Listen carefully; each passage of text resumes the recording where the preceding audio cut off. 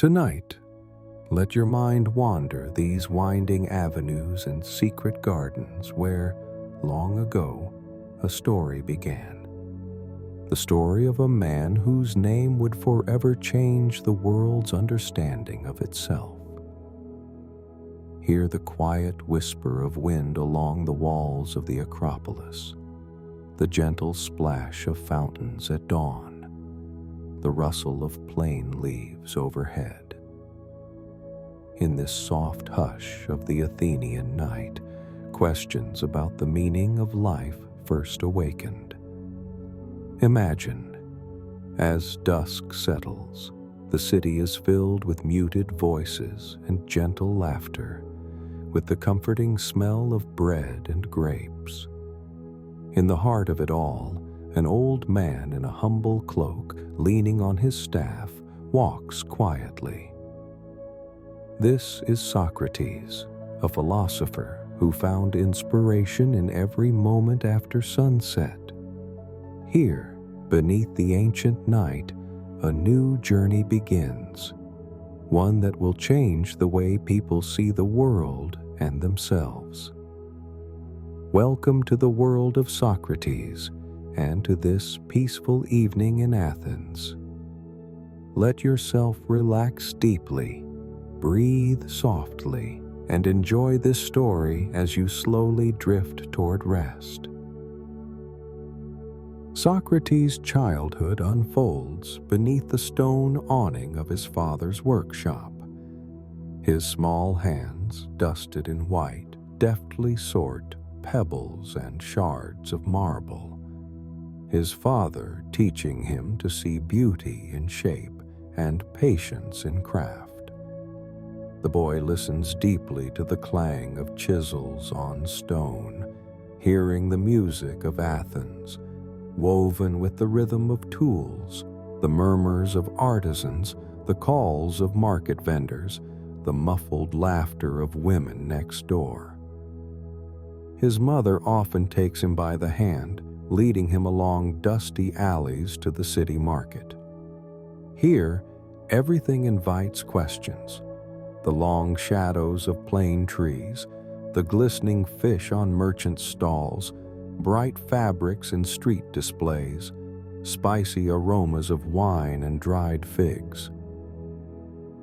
"Mother," he asks, "where do all these people come from?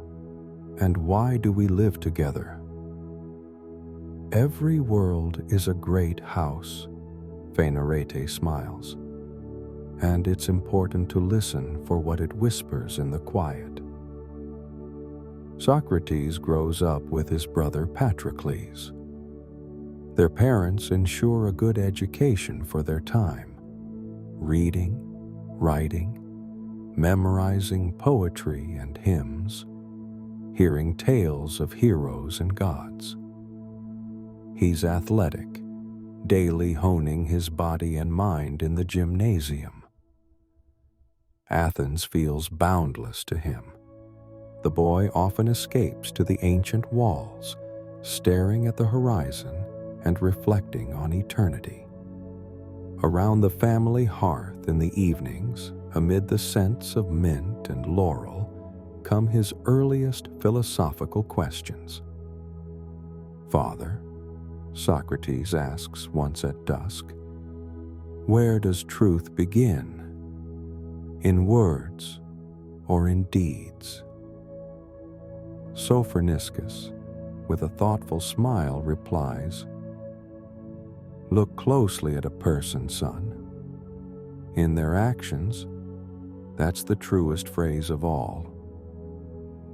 From watching the daily lives of craftsmen, from friendly arguments and quiet talks with his parents in their little Athenian house, a future sage is born. He does not yet know that fate will carry him from a boy in the marketplace to a teacher on the squares of a great city. In youth, Socrates crosses an invisible threshold. Childhood games and early musings give way to the search for ideals, to confronting the world's contradictions, and, to his first deep inner work. He grows up in the Athenian deme of Alopeiki, a suburb among olive groves, sandy roads, low houses, where mornings are noisy with the market and evenings ring with the laughter of gymnasium boys. The city itself is changing swiftly. Politics buzz in the squares, new stone buildings rise up, traders from the east wander the winding lanes, and street actors rehearse their tragedies. Amidst this stormy vibrancy of Athens, Socrates is a contemplative youth, attending lessons in music, gymnastics, rhetoric, and poetry. By tradition, his father instructs him in stonemasonry, but the young Socrates is drawn ever more to heated debates on the agora and the bold speeches of wise men about fate, nature, and deeper meanings. From a young age, he surprises his mentors with his ability to listen and ask questions, not just out of curiosity, but to grasp the essence of things. He's often found sitting in the shade with a writing tablet, or among other young thinkers, passionately reciting the verses of Homer, sharpening memory and taste for words, arguing, sometimes frowning when he can't find a convincing answer. Evenings in the gymnasium, among strong youths, Socrates is quiet, but keenly observes the fairness and beauty in their contests. For Athenians, sport is not only for the body, but also for the soul. He says, "The winner is not the strongest, but the one who endures deep within." When he turns 18, the time comes for military service as an Athenian citizen. He learns discipline and courage, and in campaigns, names cowardice and untruth in one's heart as the greatest dangers. In the market, he enters his first arguments with craftsmen, listens to the lessons of skilled speakers, stays late discussing laws. Can all be treated the same if everyone is different? He once asks a teacher. Among his contemporaries and friends are sons of nobles, poor men, philosophers, artists. Socrates shies away from no social circle. He discovers the teachings of Anaxagoras and Pythagoras, listens to storytellers who astonish the city with new ideas about the sky, the immortal soul, and the structure of the cosmos. It is a time when he still wears his hair longer than older men and favors lively clothes, but already prefers simple food, solitary walks, and long talks beneath plane trees by the stream. To his peers, Socrates seems unusual.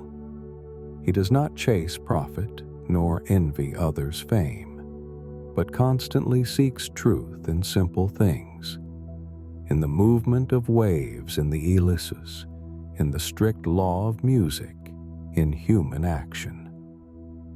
His gaze is turned inward, but it always responds to the sorrows of the city and to others' questions. Socrates' youth is a time of awakening. Careful study and self-reflection blend with the joy of discovery, the pain of first disappointments, and the passion for understanding oneself. It is in these years that the bright wonder for life is born, which will later become the core of his philosophy, the ability to see through appearances to essence and to glimpse eternity reflected in every person. The workshop is cool and damp, the air thick with dust mingling with the scent of raw stone and stone warmed by the morning sun. Heavy hammers, small chisels, and wooden rulers marked with simple lines hang on the walls. Here, noise is not an annoyance, but part of existence itself. The steady rhythm of the chisel, brief remarks between workers, the rare laugh, and always in the background, the regular breathing of a kiln glowing with embers. Socrates cherishes this craft. It builds his strength, stamina, dexterity, and above all, patience.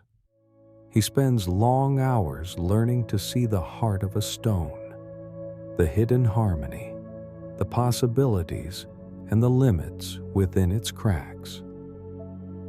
Every stone preserves its own shape, his father says, but it's the master's hand that reveals it to the world. In those early hours, Socrates often gives himself over to reflection. Isn't the human soul much the same? Modest on the outside, unremarkable, but within it hides something truly meaningful. Only patient work and observation can bring forth its real nature. Work after work, day after day, he learns not only the mastery of craft, but its philosophy. The chisel, if pushed harshly, cracks the stone, but with gentle, precise care, it shapes out flowing lines and true works of art. This is a time for slow attention. Beads of sweat on his brow, soreness in his back, dust working into his hands, the rough edge of a new slab. The workers argue about weather, politics, prices.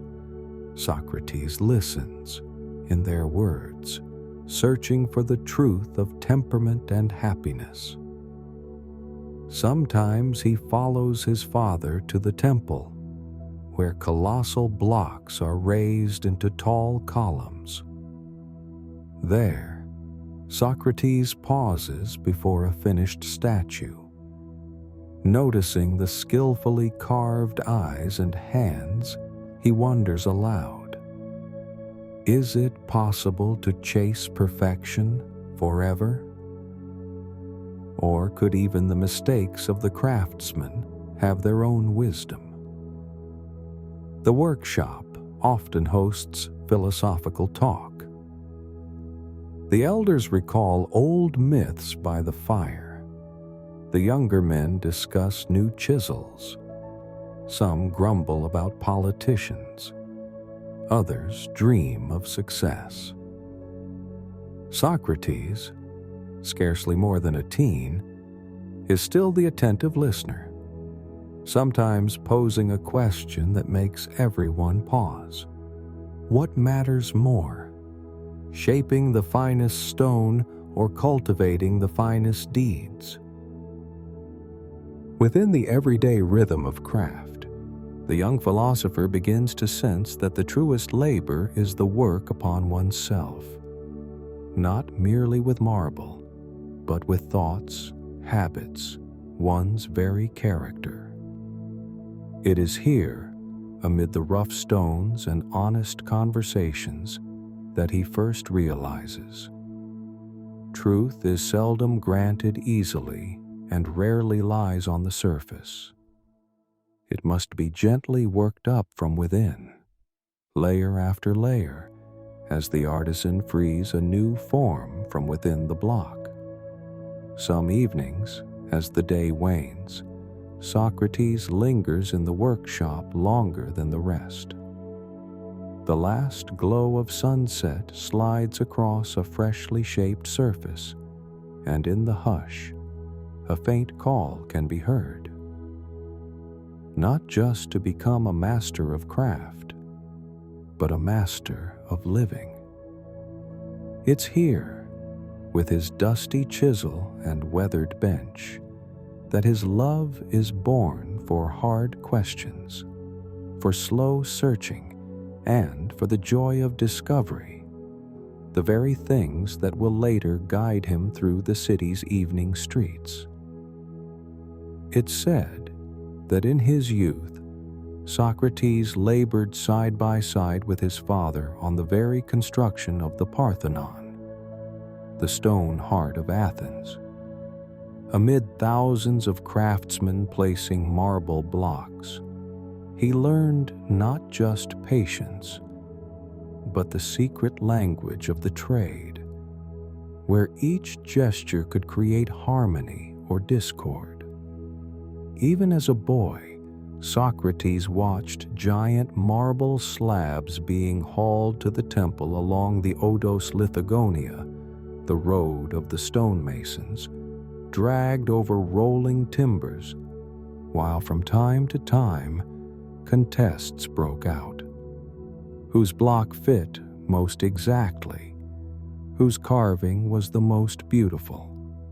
He especially loved to watch the sculptors at work, craftsmen carving the gods, observing how their sharp tools stripped layer by layer, until from stone emerged folding drapery, grave faces, and heroic bodies. For many months, he slept on reed mats, waking with the first sunlight, drinking cold water mixed with honey, listening to the jovial tales of co-workers, and arguing whether the skill of the hand or the purity of the heart was truly greater. Enthralled, he'd linger by the finished statues of the gods, sometimes resting a hand on them, as if searching for the dividing line between human art and something more enduring. In the evenings, the workshop would turn into a tiny school of philosophy. Elders recited myths around the fire. The young men argued about the merits of a new chisel, and Socrates, not yet fully grown, would ask, can a statue really become an ideal person if its carver is not, or is? One day, the master sculptor Phidias visited the worksite and explained that the perfection of a statue is just an echo of the quest for truth, and that true beauty is born within the soul, not in the marble. It's believed that these years, spent among the crash and tenderness of labor, instilled the very tolerance and modesty for which Socrates would later be beloved. The stones of Athens still hold the memory of his touch. In the Parthenon, perhaps even now some blocks lie aligned by his own hand. Amid the ordinary days of craft, he began to grasp his main principle. To build a temple is a godly thing. But a person becomes truly themselves when they build a temple within their own heart, through work, patience, and goodness. So the working days became not only a school of trade, but also a school of life. Golden sunsets over Athens, the smell of fresh dust, the rasp of chisels, and lively debates about whose pattern was best, all became part of his path toward philosophy. In the deep hush of a stone evening among finished and unfinished statues, he first wondered, what if we ourselves are statues, and only patient work upon oneself can bring marble souls to life? At this time, all of Greek philosophy seems to erupt. Sophists argue in the streets of Athens, poets chase truth blindly in words, and young philosophers share legends of the universe, the stars, and the nature of the soul. Socrates is swept up in their debates, devouring the works of Anaxagoras, Heraclitus, Pythagoras, struggling to unravel nature's mysteries, to understand how everything is made. For hours he stares at the sky, studies the shape of clouds, searches for hidden meaning in stones and plants. Yet these quests leave him unsatisfied. "I thirsted to know the nature of things," he would recall later. "But the deeper I went, the clearer it became that all the answers were as elusive as the clouds above the Acropolis." One day, he journeys to Delphi, to the famed temple of Apollo, where mysterious inscriptions cover the walls. In the silence of the sacred inner chamber, a simple phrase strikes him: "Know thyself." These words, sinking into his heart, become the turning point, a call now to look not outward, but inward. Gradually, Socrates gives up his old livelihoods. He leaves the workshop and spends more and more time talking with people in the streets and squares. He realizes that real truth doesn't rise from contemplating nature. It is born in open conversation and the honest search for the meaning of human life. Soon, apprentices and followers find him. In the evenings, he gathers small groups of artisans, young people, and politicians, challenging them with questions, simple, at times odd, sometimes even unsettling in their persistence. "What is justice?" he asks a young hoplite. "Everyone knows that. If everyone knows, then why do so many act unjustly?" In these conversations emerges his new approach, the art of meutics, the midwifery of thought. Socrates likens himself to a midwife, unable to give birth herself, but helping others to bring truth into the world. Truth can only be something a person finds for themselves. I simply help reveal it. The city gradually adapts to the odd, barefoot philosopher. Some laugh at him, some grow irritated with his endless questions, but more and more are drawn into his lively dialogue. He debates at market stalls, discusses the problems of being in courtyards and beneath temple balconies.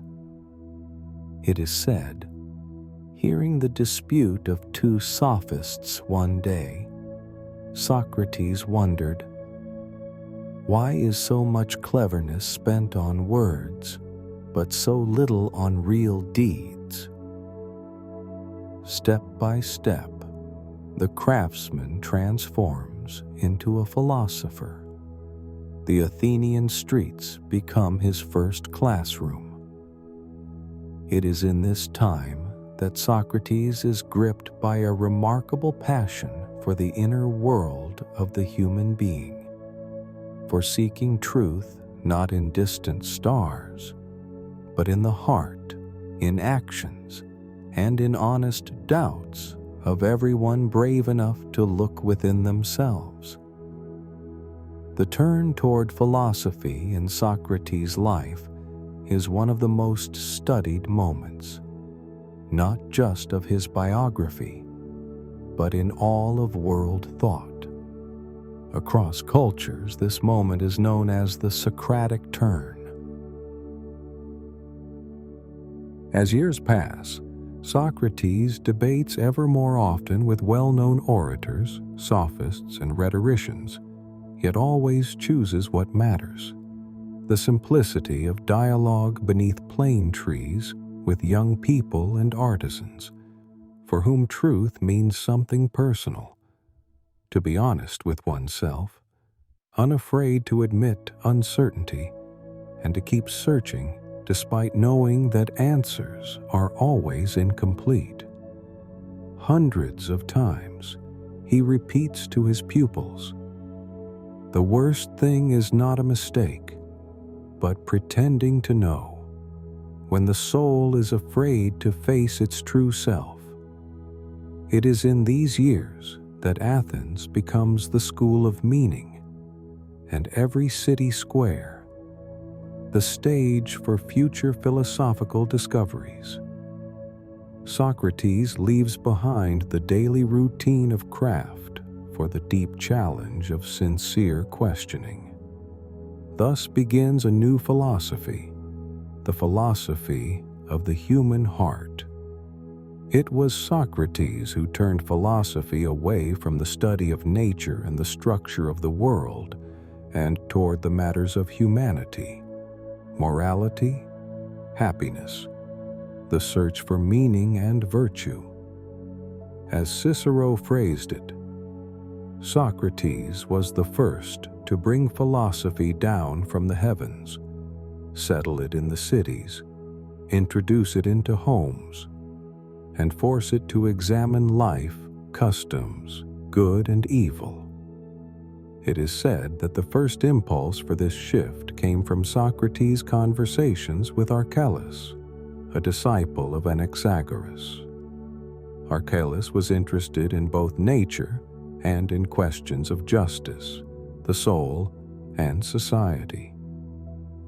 After these talks, Socrates grasped. What mattered most was not how the world was made, but what human nature was. On the streets of Athens, he became a tireless participant in dialogue. He debated with sophists, who taught only rhetoric and profit. But for Socrates, the meaning of life mattered more than clever speaking. In talks with ordinary craftsmen and youth, he spread a new idea.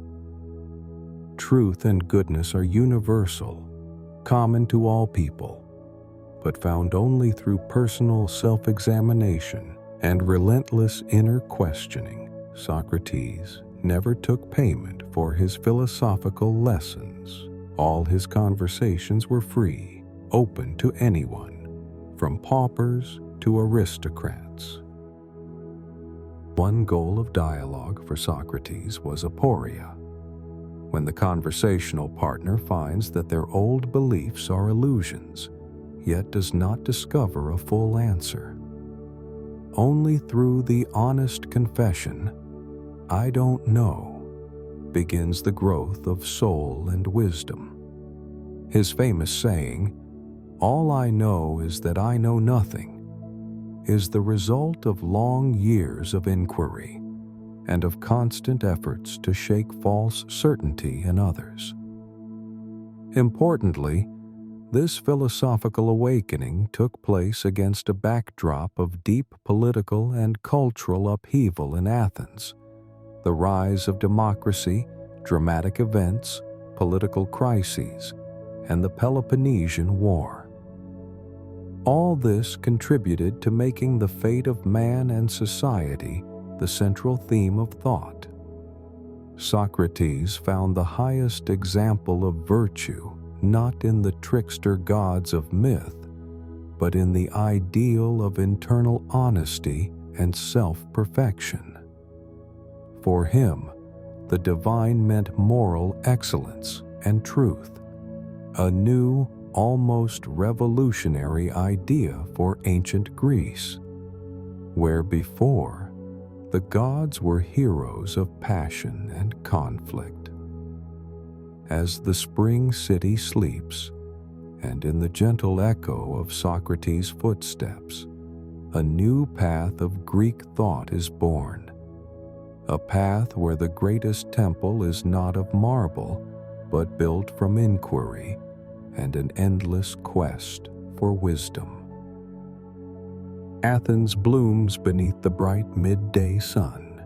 Its streets and squares fill with an unending clamor, the cheerful hum of market stalls, sharp cries of street hawkers, the melody of flutes near the markets, and the steady clatter of donkey hooves on stone.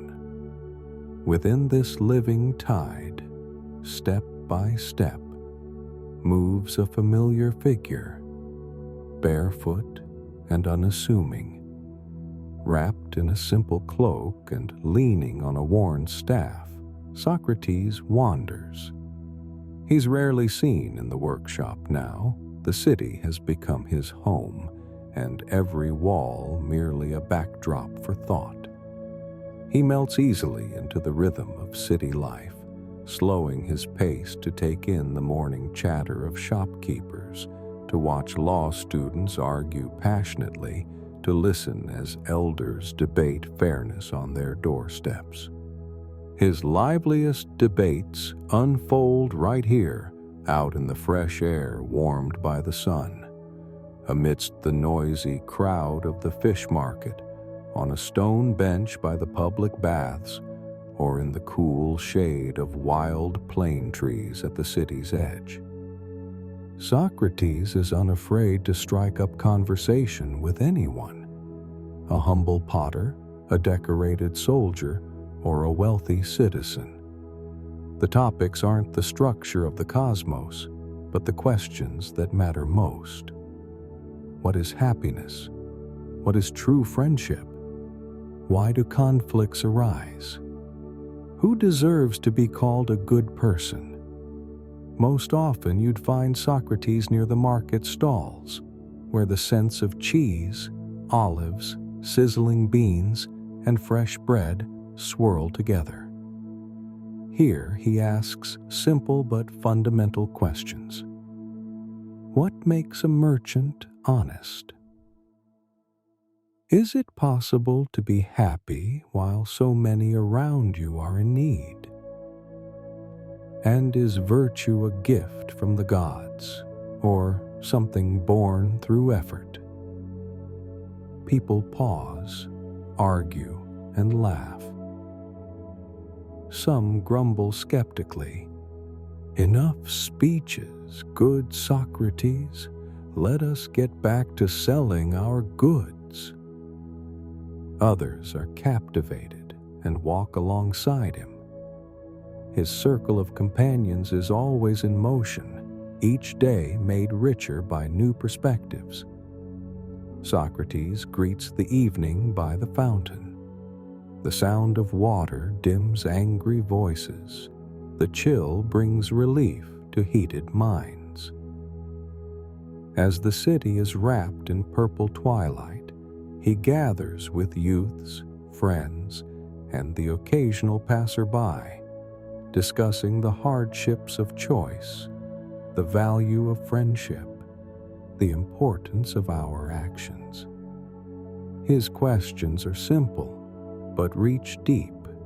Thus is born the famous Socratic method, a cascade of pointed questions that force the listener to examine their own beliefs, leading finally to aporia, the honest state of uncertainty when old ideas fall away, making space for a true search for truth.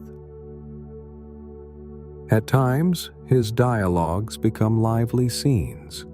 Socrates asks a helmeted hoplite to define courage, debates a respected elder about whether old age is truly wisdom if a person hasn't re-examined their past, or entertains young boys curious about the art of living well.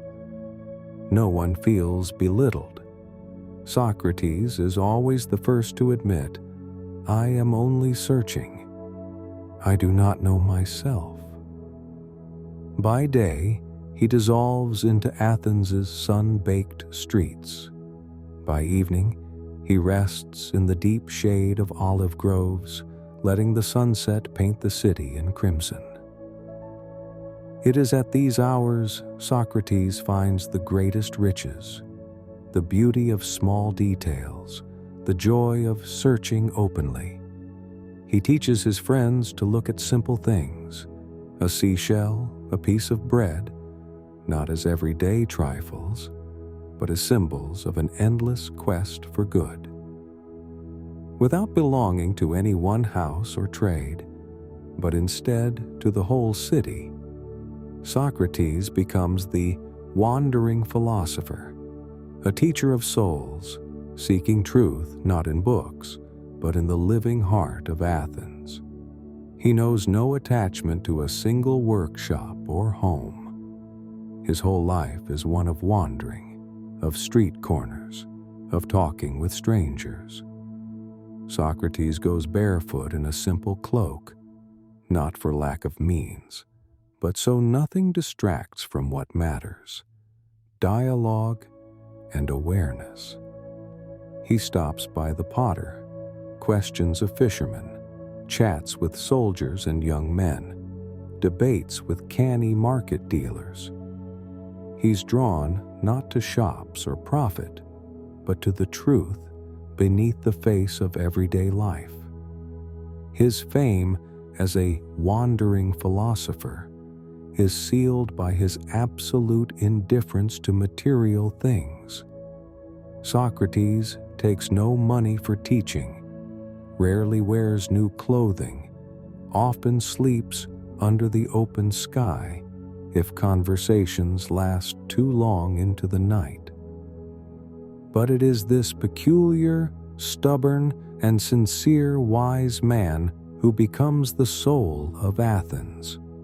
People seek him not so much for answers as for the joy of wrestling with new questions. Thus, day after day, amidst cheerful bustle and mundane routines, a new phenomenon appears in Athens: philosophy out in the open streets. The city reveals not only its markets, but the depths of human hearts. They say, there isn't a single Athenian night untouched by the thoughts planted by this man, one who never shied away from another's questions or troubles. For Athens, Socrates becomes its conscience and its first true teacher, the one who taught people to value not wealth or fame, but the courage to look honestly at their own hearts and to seek truth together, unafraid. Athens would never forget the odd sage who wandered for hours through its markets and squares, but as dusk fell, drew around himself the most curious and truth-seeking minds. Young people, artisans, aristocrats, soldiers. The most famous among them included Plato, Alcibiades, Crito, and also Xenophon, Antisthenes, Aristippus, Euclid, Aeschines, and many others who would later found entire philosophical schools. Socrates never called himself a teacher, and looked at everyone drawn to him as friends on a path toward truth. He opened no formal schools, never charged for instruction, and welcomed anyone who sincerely wished to understand their own heart. In the evenings, small gatherings formed in the agora and under plane trees. Here, among quiet voices, were born the very dialogues that became classics in the world's thought. Alcibiades, brilliant, bold, wealthy, adored by the public, yet troubled by inner doubts. Socrates would spend long evenings talking to him about friendship and courage, reminding him, courage is not going forward without fear, but being honest with yourself even in moments of weakness. Crito, kind, practical, a loyal friend who often debated mundane affairs, asked how best to help others, and taught the value of family and dignity. In Socrates' hardest times, when authorities pursued him, Crito stood by, willing to help and support the philosopher up to his final night. Beyond the famous academics was a whole circle of students. Antisthenes, Aristippus, Euclid, Aeschines. They founded schools that were discussed for centuries. The Cyrenaics, the Cynics, the Megarics. Each student would reshape the master's ideas their own way. Antisthenes found virtue in renouncing material goods. Aristippus saw happiness in sensory pleasure. Euclid built up systems of logical demonstration. Aeschines worked on the art of dialogue between different personalities. Evenings with the students became real spectacles of thought. Long talks in the Greek night tackled not abstract truths, but concrete issues: honesty, friendship, courage, the meaning of life. Socrates often led his companions to a pure not knowing, aporia, considering it the first step toward genuine understanding. It's not a problem if you don't know. What matters is learning to ask questions. It was believed Socrates had not strict disciples. He had friends, companions, fellow questioners, searching for the path to truth together. They grew into distinct individuals. Some went into politics, some roamed the world, some founded their own schools. All were grateful to Socrates for one thing. He taught them to be people who aren't afraid of not knowing and always walk toward the truth. It became a local tradition. Socrates' lively talks with students turned into parables. Sometimes people joined them from all walks of life, from poor sailors to wealthy noblemen. For Socrates, the most important thing wasn't status or position, but the willingness to open up to truth. So, under the soft murmur of fountains, amid the sweet scent of night flowers and the lapping of a living city, in friendly debates and chance encounters, Socrates and his students built a new philosophy. These conversations became the soul not only of Athens, but of eternity, teaching humanity the highest art: to honestly search for meaning in yourself and in others. One of Socrates' most famous and loyal students was Plato, a young aristocrat marked by extraordinary honesty and a thirst for deeper meaning. It was Plato who recorded most of Socrates' conversations, preserving his legacy for posterity. Plato said, "Socrates is a teacher who does not give answers but dispels illusions. He teaches that the highest virtue is knowing your own limits and not fearing error." Around 408 to 407 before the Common Era, Plato met Socrates for the first time as a young man, about 20 years old, and became his student. Before this, Plato was interested in poetry and rhetoric, but Socrates' influence led him from poetry to philosophy. From 407 to 399 before the Common Era, Plato actively participated in Socrates' circle, attended his discussions, shared in the search for truth through dialogue and self-knowledge. These years were crucial for forming Plato's philosophy, and through them, the teacher-student bond was cemented, with Plato becoming one of Socrates' closest followers. In 399 before the Common Era comes the trial and death of Socrates. Plato was among the students who tried to post bond for Socrates' life, but, due to illness, was absent for the philosopher's actual death. Fearing reprisals after Socrates' execution, Plato left Athens and moved to Megara with Euclid, another student of Socrates.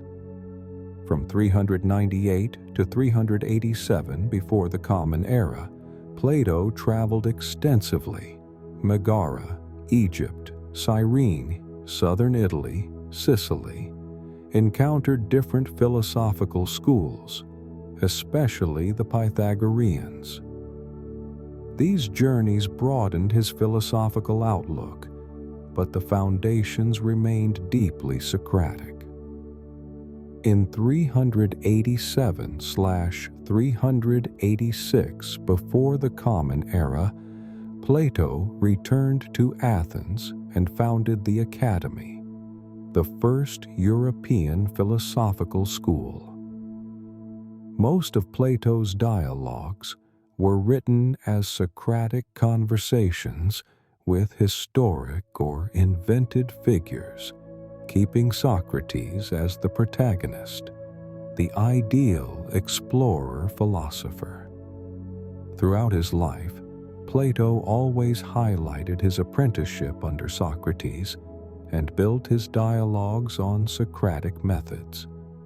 Indeed, much of what we know about Socrates comes from Plato's works, where Socrates is the central figure in most early and middle dialogues. Plato remained Socrates' most famous student, transforming his mentor's image into the foundation of all ancient and global philosophy, always emphasizing Socrates' decisive influence on his own thinking. Socrates became the model for Plato's questing, dialogical, and self-exploring ethics and epistemology. Socrates' growing reputation and air of mystery slowly turned him from a humble street philosopher into a target for envy, irritation, and fear, especially among the sophists, politicians, and ordinary citizens. Wise, ironic, and unyielding, Socrates wins over many young Athenians, teaching them to think for themselves and question authority, unintentionally sparking waves of resentment in society. Clash with the Sophists. The Sophists in Athens at the time are the educational elite, masters of rhetoric and logic. They teach for a fee, believe that truth is relative, and skillfully manipulate words in pursuit of gain, power, or fame. Socrates, with his selflessness and quest for absolute good, becomes their ethical and professional rival. In public debates, he insists, "The one who sells knowledge for money is not a seeker of truth, but a merchant." He never tires of exposing empty wordplay and sophistical tricks, equating those who trade knowledge for coin with those who sell their own souls. For him, the purpose of life is not in material wealth or fame, but in serving truth, virtue, and the gods. Political and social accusations. Beyond his intellectual foes, Socrates acquires active enemies among the political class. In the public mind, he is often associated with the corruption of Athenian youth, Many of his students, Alcibiades, Critias, Charmides, would later play roles in turbulent and even criminal episodes, supporting oligarchy, involvement in the 30 Tyrants, or opposing democracy. When democracy later returns to power, Socrates' name is an easy target for retribution. He is also suspected of impiety. He frequently refers to a personal daemon, an inner voice of conscience that is foreign to traditional Athenian worship. It is no surprise that the formal charge in court would be, Socrates is guilty of not honoring the state's gods, of introducing new deities, and of corrupting the youth challenges in society. He is lampooned on stage. In Aristophanes' famous comedy, The Clouds, Socrates appears as an eccentric loafer, teaching children trickery and dabbling in psychagogy, almost necromancy, misleading with mystical babbling. Many call the philosopher a thinker, implying uselessness and detachment from real affairs.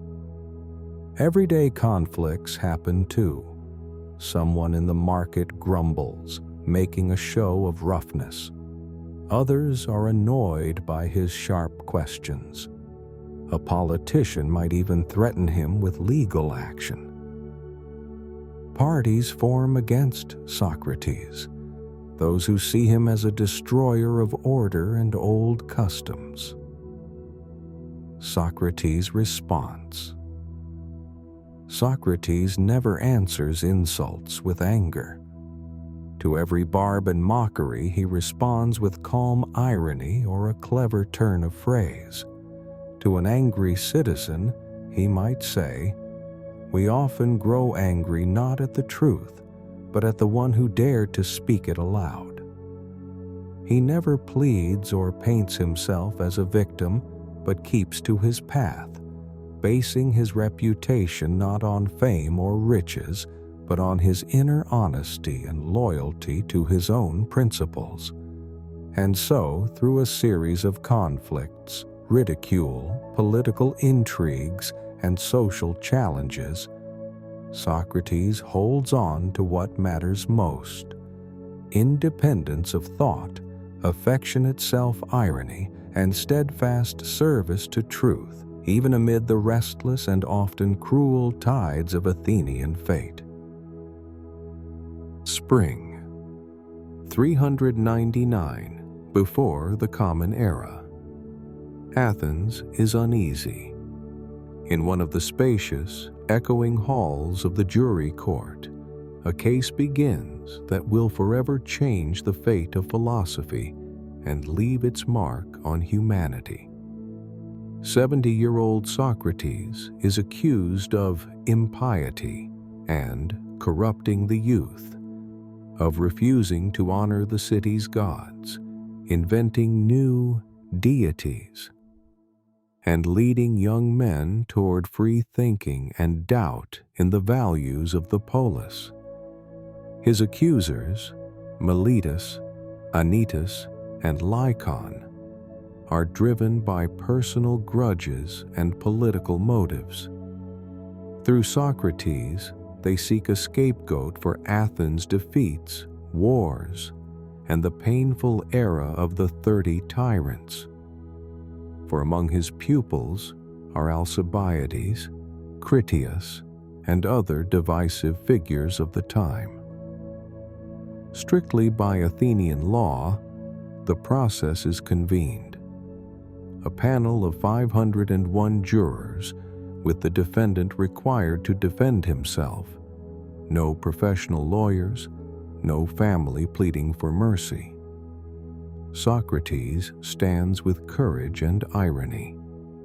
In his defense, apology, as retold by Plato, he does not beg for pity or offer justification, but speaks honestly and directly, I have sought only the truth all my life, and have taught others not to accept it on faith, but to seek it within themselves.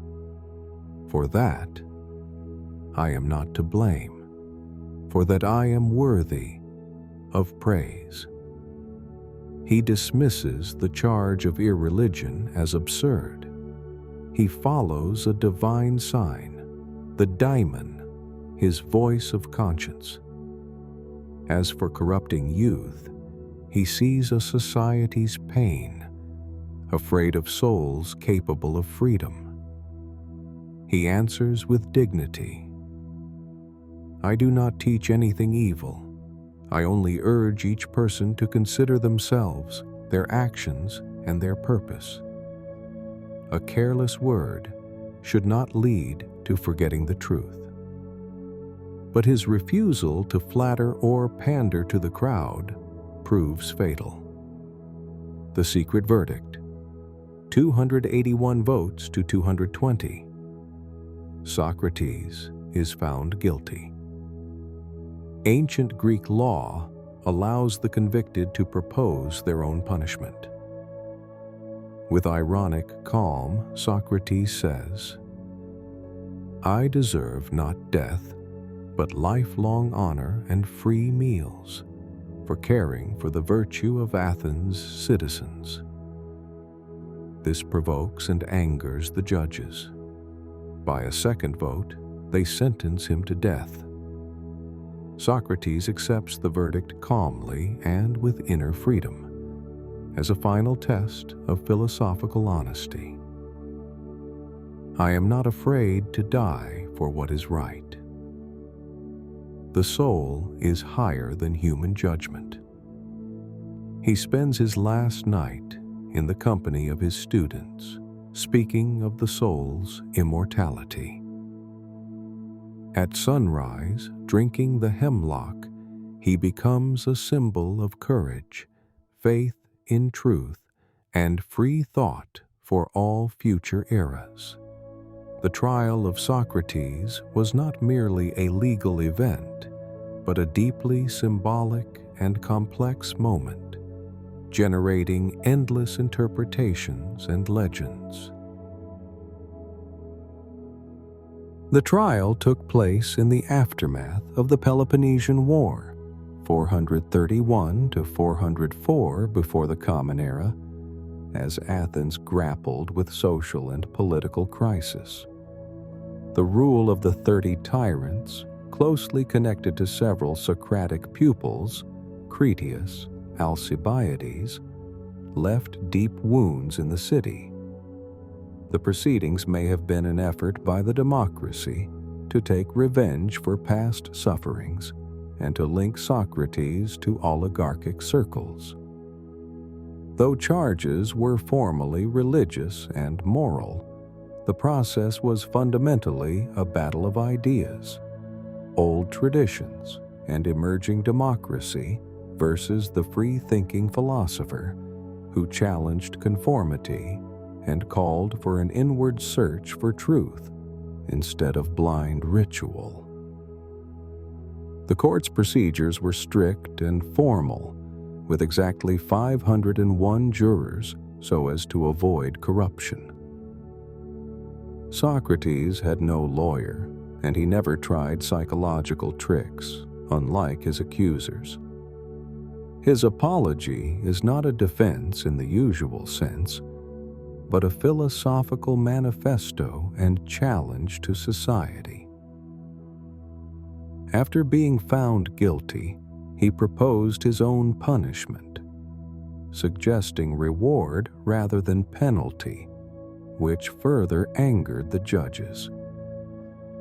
Plato's famous Apology of Socrates has shaped the image of Socrates as martyr for truth, though some scholars believe Plato may have idealized the figure of the philosopher, smoothing or exaggerating elements to deliver a more powerful and dramatic message. The real history may have been more complicated. The trial and death of Socrates became symbols of freedom of thought, civic bravery, and personal responsibility. Themes of trial, injustice, and suspicion of the crowd and of moral authority would echo in literature and philosophy throughout the ages. Paintings of Socrates' death inspired artists and writers, from Rembrandt to modern playwrights. Famous Socratic aphorisms: "I know that I know nothing," a humble acknowledgement before truth. "It is better to suffer injustice than to do it," a principle of ethical choice. The human soul is immortal, a belief in the permanence of the soul and the meaning of life. Thus, the trial was far more than a formal process. It held profound moral and philosophical importance, marking a clash of new ideas against the old order. Understanding this helps to feel the tragedy of Socrates as a man who chose death over betrayal of his convictions, and became the eternal symbol of freedom and the search for truth. The death sentence had been pronounced, but 30 anxious days would pass before its execution.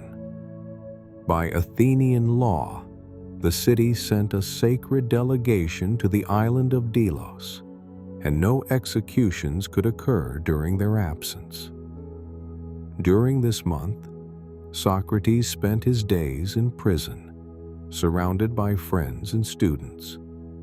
In those resonant stone walls echoed deep philosophical conversations about the soul's eternity, the nature of death, and the dignity of humankind. Plato, Crito, and Phaedo would record these final dialogues, transforming them into a canon for all generations to come. The last evening is filled with silence and quiet expectation. In the cramped, dim cell, the closest friends gather. Plato is absent due to illness, but Phaedo, Apollodorus, Simmias, Crito, and others are there. Socrates discusses with them immortality, memory, and calls them not to fear death. Death is not an end, but a new beginning, a journey of the mind into an unknown world. Shortly before the end, the philosopher performs his purification, a ritual washing. He says farewell to his family, asks Crito to make sure the offering is made to Asclepius, the god of healing. "Crito, we owe a rooster to Asclepius. Please, don't forget to pay the debt." As night falls, the jailer brings the cup of hemlock. Socrates offers a prayer to the gods and drinks calmly. At someone's request, he walks about the cell until his legs grow heavy, then lies down. He feels the cold moving upward from his feet, but even in his final moments, the philosopher's mind is clear. His last request, that the sacrifice to Asclepius not be forgotten, symbolically expresses gratitude for healing the soul from bodily troubles, a farewell to worldly concerns, and readiness for a new existence. Students and friends grieve, but Socrates asks them to keep their composure. One should die in reverent silence. His death shook Athens and became an eternal lesson for all humanity. His example, being true to himself, calm and strong before the crowd and power, forever transformed Socrates into the symbol of courage, wisdom, and freedom of thought. His legacy, the art of asking honest questions, seeking truth within, and paying deep attention to the soul and life, still inspires people everywhere and in every era. The city met the dawn without its great philosopher, but from the depths of that morning, a new philosophy was born. A philosophy where truth begins with a single question asked of oneself and continues until the final breath. After Socrates' death, his teachings did not disappear. They grew stronger, filling the minds of students and later philosophers, forming the foundation of Western philosophy and raising questions that are still alive today. Philosophical legacy. Socrates' core idea, the importance of self-knowledge, constant inner dialogue, and admitting one's ignorance, became the cornerstone of philosophical thinking. His famous saying, "Know thyself," is more than an aphorism. It's a call for each person to reflect on their nature, goals, and virtues. The Socratic method, the art of questioning and answering, the dialectical approach to exposing false premises and fostering critical thinking, laid the basis for logic, ethics, and epistemology. This approach, often called Socratic dialogue or meutics, likens the philosopher to a midwife, helping awaken truth from within the mind of a student. Thanks to Plato and Xenophon, who recorded and expanded on their master's teachings, Socratic philosophy became the foundation for the great schools that followed: Plato's Academy, Aristotle's Lyceum. Without this legacy, Western thought would be utterly different. Influence on ethics and political philosophy. Socrates was the first to link knowledge with ethics. True virtue, in his eyes, cannot exist without wisdom and knowing oneself. This deeply shaped the development of moral philosophy and the idea that injustice and amorality stem from ignorance and delusion. His critique of sophists and social customs, his uncompromising stance towards authority and tradition, inspired future thinkers to study the relationship between the individual and society. His focus on personal conscience and responsibility still reverberates in politics and philosophy today. Social and cultural significance. Socrates' death made him a martyr for truth and a symbol of civic bravery, the courage to stand by one's convictions. His image inspired generations of artists, writers, and philosophers, from ancient dramatists and Rembrandt to modern thinkers and activists. The practical method of inquiry, his way of asking questions, remains a vital tool in teaching, psychology, and law, helping reveal motives and logical errors, building critical thinking and openness to dialogue, lasting relevance. In our modern world, where information and opinion change rapidly, and truth becomes a matter for dispute and manipulation, Socratic teaching remains a beacon.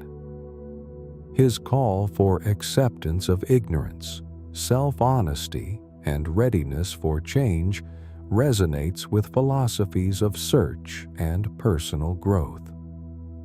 Socrates showed that philosophy is not a set of answers, but a process, a journey, a dialogue with life, where everyone is responsible for their thoughts and choices.